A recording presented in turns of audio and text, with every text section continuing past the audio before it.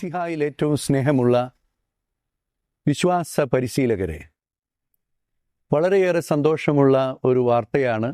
നമ്മുടെ അതിരൂപതയിലെ എല്ലാ വിശ്വാസ പരിശീലകരും ഈ വർഷം നിക്യ കോൺസ്റ്റാന്റിനോപ്പിൾ വിശ്വാസ പ്രമാണം വളരെ ഗൗരവമായെടുത്ത് പഠിക്കുന്നു എന്നുള്ളത്.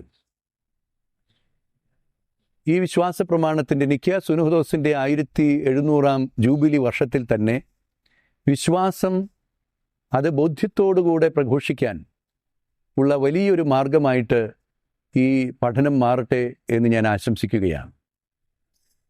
വിശ്വാസ പ്രമാണം ആദിമസഭയിൽ അത് വളരെ ചുരുങ്ങിയ വാക്കുകളിൽ മാത്രമായിരുന്നു. ഇന്ന് നാം യേശു ക്രിസ്തു, യേശു കർത്താവ് എന്നെല്ലാം പറയുന്നത് വാസ്തവത്തിൽ അത് വിശ്വാസ പ്രഖ്യാപനമാണ്. യേശു കർത്താവാണ്, യേശു ക്രിസ്തുവാണ്. എന്നാൽ ആ പ്രഖ്യാപനത്തിൻ്റെ ഇംപ്ലിക്കേഷൻസ് വളരെ വലുതായിരുന്നു. യേശു കർത്താവാണെന്ന് ഏറ്റു പറഞ്ഞാൽ ജീവൻ പോലും നഷ്ടപ്പെടുമായിരുന്നു ഒരു കാലഘട്ടത്തിൽ. അങ്ങനെ ശ്രദ്ധിക്കുമ്പോൾ നമ്മുടെ വിശ്വാസ പ്രമാണം നമ്മുടെ ജീവിതത്തെ തന്നെ, ക്രൈസ്തവ ജീവിതത്തെ തന്നെ മാറ്റിമറിക്കുന്ന ഒരു യാഥാർത്ഥ്യമാണ്.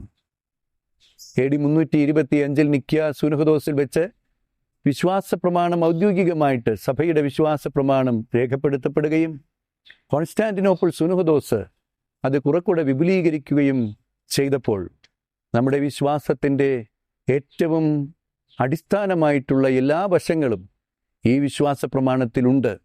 നമ്മുടെ ജീവിതത്തെയും നമ്മൾ പഠിപ്പിക്കുന്ന, പരിശീലിപ്പിക്കുന്ന കുട്ടികളുടെ ജീവിതത്തെയും സ്വാധീനിക്കുവാനായിട്ട് അതിന് സാധിക്കും.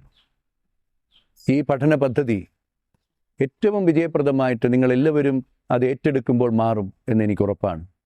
നിങ്ങളുടെ ജീവിതത്തിൽ മാത്രമല്ല, നിങ്ങൾ പരിശീലിപ്പിക്കുന്ന കുട്ടികളുടെ ജീവിതത്തിലും വിശ്വാസം ഒരു അനുഭവമായും വിശ്വാസം ജീവിതത്തെ മാറ്റിമറിക്കുന്നതുമായി തീരട്ടെ എന്ന് ഞാൻ പ്രാർത്ഥിക്കുന്നു.